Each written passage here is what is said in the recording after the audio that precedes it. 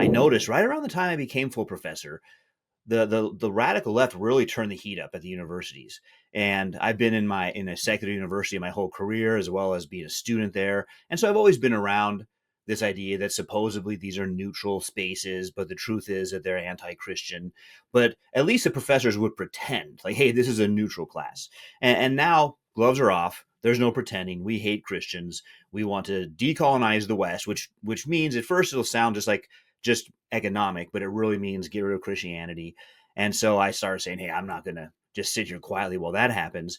And so fast forward a few years into this, and ASU requests all, or requires, not requests, requires all employees to take a DEI training course.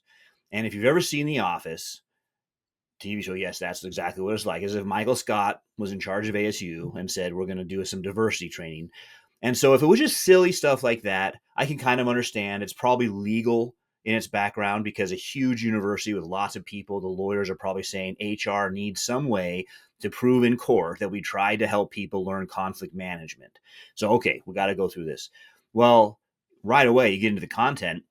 And it's this decolonizing. America is structurally racist. It always has been.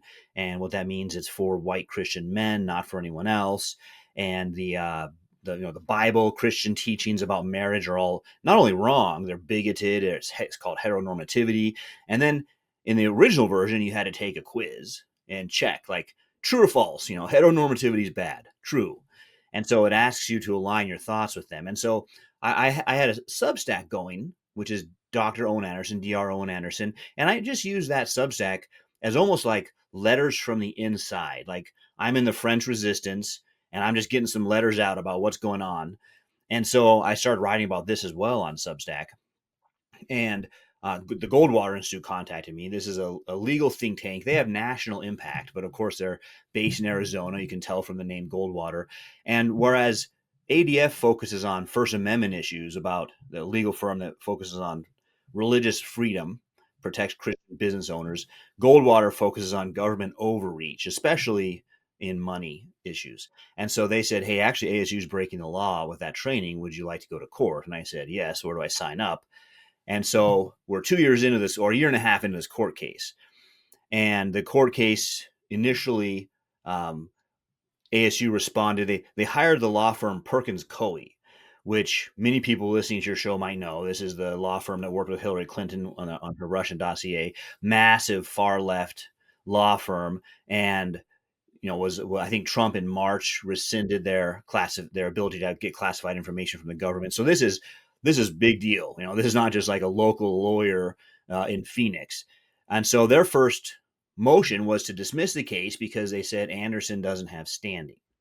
So that went before a judge after about 8 months, and the judge said, yes, Anderson does have standing, but that was immediately appealed.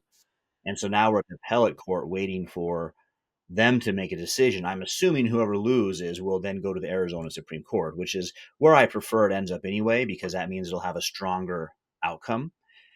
We have an amicus brief from the Arizona senator and representative who wrote the law that we're suing under, and they write, yes, Anderson is the exact kind of person we wrote this law to protect, so of course he has standing.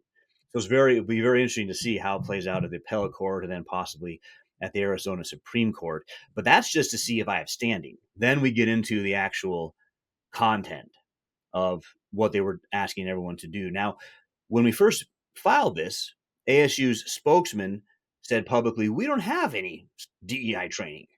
Now, the only problem with that approach is that I can do screenshots, and I know how to share screenshots on Substack where I can put up the section in the training called Diversity, Equity, and Inclusion Training. And they said, well, sure, okay, we do have that, but it's not required. Again, screenshots in red, required. So then their third response was, well, but he hasn't been punished yet for not taking it because I never completed it.